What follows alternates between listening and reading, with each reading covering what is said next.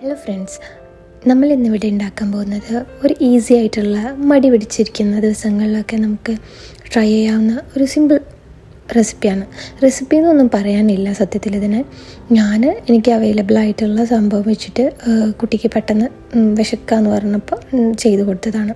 Like ബ്രെഡിൽ നമ്മൾ fresh strawberry cut ചെയ്ത് slice ചെയ്ത് ഇങ്ങനെ വെക്കും.